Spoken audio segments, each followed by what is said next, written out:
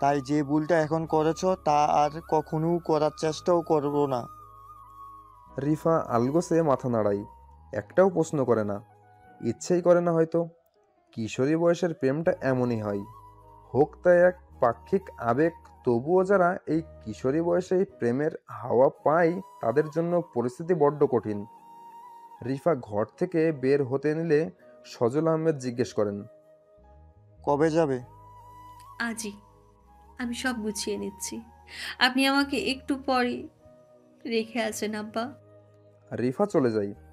পাপিয়া আহমেদ ভীতু চোখে স্বামীর দিকে চেয়ে থাকেন।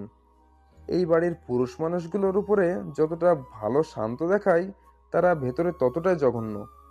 তাই কথা বলতে হয় ভেবেচিন্তে। ভীত কণ্ঠে এই পাপিয়া আহমেদ বলেন, আমি কিছুদিন রিফার সাথে থেকে আসি। অনেক দিন তো বাবার বাড়ি যাইনি, আর রিফাও প্রথম প্রথম একা মানিয়ে নিতে পারবে না। আপনি অনুমতি দিলে।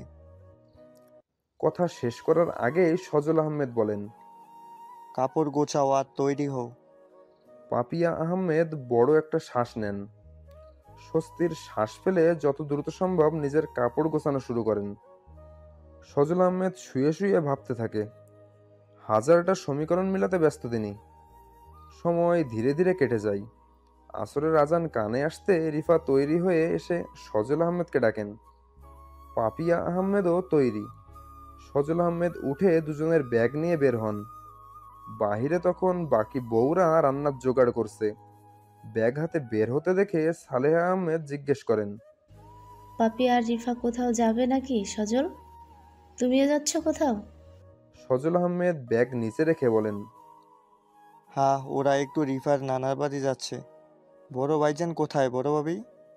সালেহা আহমেদ নিজেদের ঘরের কথা বললে সজল আহমেদ সেদিকেই গেলেন। সালেহা আহমেদ, শম্পা আহমেদ, সুলেখা আহমেদ আর পাপিয়া আহমেদও কথা বলছেন নিজেদের মধ্যে। রিফা চুপচাপ দাঁড়িয়েছিল এক জায়গায়। রজনী উঠে আসে তার কাছে, ফাঁকা ঢোক গিলে বলে, কতদিনের জন্য যাচ্ছিস? রিফা ভনিতা ছাড়াই বলে, মাধ্যমিক পরীক্ষা শুরু হওয়ার আগ পর্যন্ত ওখানেই থাকবো। পরীক্ষা শুরু হলে চলে আসবো। এতদিন থাকবি? হুম। এরপর দুজনেই চুপ। রজনী কিছু বলার সাহস করে উঠতে পারে না। রিফা একবার উপরের দিকে তাকিয়ে দীর্ঘশ্বাস ফেলে, নীরবতা ভেঙে বলে, তোর উপর রাগ করে যাচ্ছি না রজনী।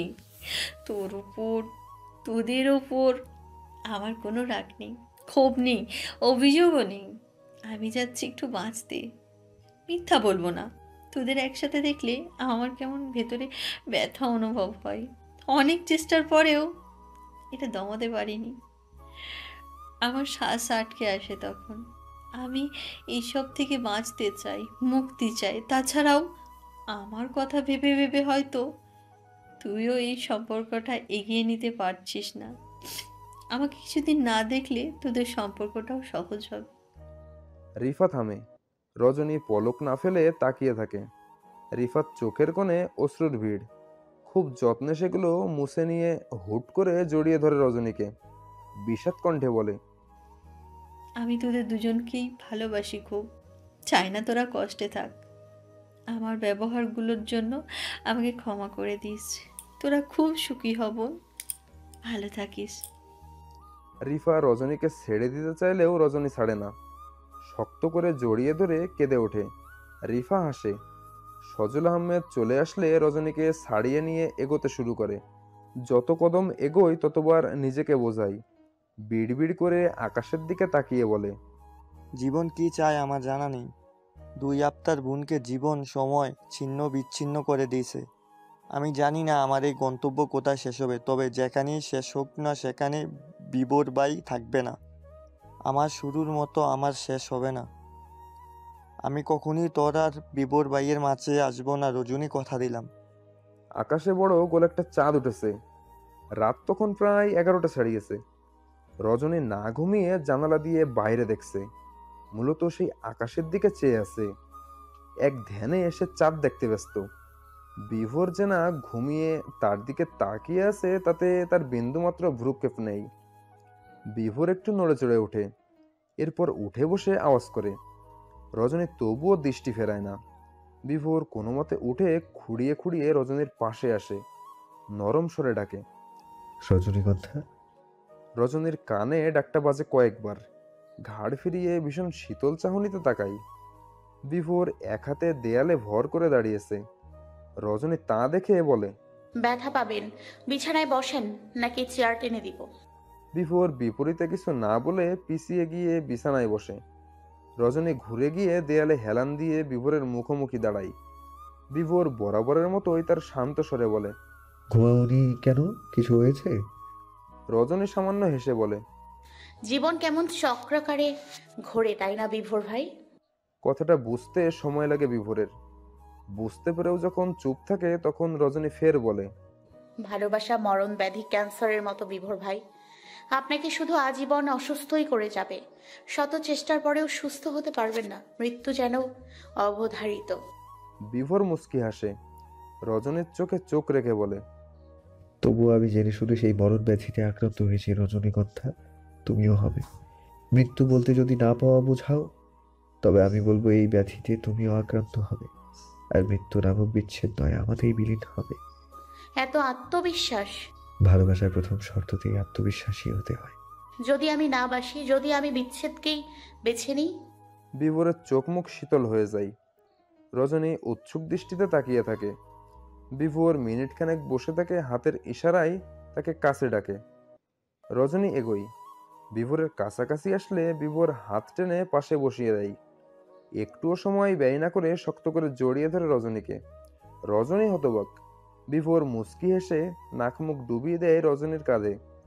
ফিসফিস করে বলে, এত সহজে বিচ্ছেদকে আমি আসতে দেব না রজনীগন্ধা। ভালোবাসা আর ঘৃণার যুদ্ধে আমার ভালোবাসাটাই জিতবে। তুমি হেরে যাবে। প্রথম এবং শেষবারের মতো তুমি আমার কাছে হারবে। ভালোবাসবেই, আর ততটা বাসবে যতটা ভালোবাসলে তুমি নিজেকে আমার থেকে আলাদা করার সাহস পাবে না। বিচ্ছেদ চাওয়া তো কল্পনা কেবল। কেটেছে বেশ কয়েকদিন। বিভোর এখন পুরোপুরি সুস্থ। রজনী নিজের পড়ালেখা নিয়ে ব্যস্ত। রিন্তিও এখন সুস্থ হয়েছে। এ কয়েকদিনে এসে কলেজে যায়নি, মূলত বিভোরই যেতে দেয়নি। স্নেহা এখন আদিবের ঘরে আদিবের সাথেই থাকে। আদিব তাকে আবারও ভার্সিটিতে ভর্তি করিয়ে দিয়েছে। এদিকে পড়ালেখা আর অন্যদিকে সংসার সামলাচ্ছে স্নেহা। আদিবের বাবা মা আর আনিকা এসেছে স্নেহার শহরে ফেরার পরের দিনই। স্নেহা সকাল সকাল ঘুম থেকে উঠে দ্রুত ফ্রেশ হয়ে রান্নাঘরে ছোটে। খুব দ্রুত রান্না শেষ করে টেবিলে সব নাস্তা রাখতেই তার শাশুড়ি এগিয়ে আসে। রান্না শেষ করে ফেলছো বৌমা? আমারে ডাকলা না কেন? স্নেহা মিষ্টি করে হেসে বলে, সমস্যা নেই আম্মা, রান্না তো শেষই। আপনি বসেন, আমি আব্বা, আনিকা আর আপনার ছেলেকে ডেকে আনতেছি। মহিলাও হাসেন। স্নেহা মাথার আঁচল ভালো মতো টেনে এগিয়ে যায় তার শ্বশুরের ঘরের দিকে। আনিকা আর তার বাবাকে ডেকে নিজেদের ঘরে যায়। আদিব তখনও উপুড় হয়ে ঘুমাচ্ছে। স্নেহা প্রথমেই বিছানায় বসে কতক্ষণ রেস্ট নেয়, তারপর নিচু স্বরে ডাকে, আদিব, উঠুন, 8টা প্রায় বাজে, আপনার তো অফিসও আছে। আদিবের কোনো হেলদোল নেই। সে তার নিজের মতো নিশ্চিন্তে ঘুমাচ্ছে। স্নেহা মিনিট পাঁচেক বসে থেকেও যখন দেখে আদিব উঠছে না, তখন সে নিজেই আদিবের দিকে এগিয়ে যায়। বাহুতে ধাক্কা দিয়ে ডাকে। আদিব নড়ে চড়ে আবার আরাম করে শুয়ে পড়ে। স্নেহা ঠোঁট কামড়ে কামড়ে হাত দিয়ে ভুরু কুঁচকে তাকিয়ে থাকে আদিবের ঘুমন্ত মুখের দিকে। মুহূর্তে দুষ্টামি বুদ্ধিতে মনটা নেচে ওঠে। কুটিল হেসে নিজের বাঁধা চুলগুলো খুলে ফেলে। চুলের ডগা দিয়ে সরু সরু দিতে থাকে আদিবের কানে। আদিব প্রথম দুবার মশা মারার মতো করে মারলেও পরের বার চমকে ওঠে, লাফিয়ে বসে পড়ে। মিনিট খানেক ফ্যালফ্যাল করে তাকিয়ে থেকে কি হয়েছে তা বোঝার চেষ্টা করে। যখন মস্তিষ্ক ধরতে পারে কি হয়েছে, তখনই চট করে তাকায় স্নেহার দিকে। স্নেহা চোখ ছোট ছোট মুখে ইনস্ট্যান্ট ভাব নিয়ে তাকিয়ে থাকে। আদিব সন্দিহান গলায় বলে, কি হলো এটা?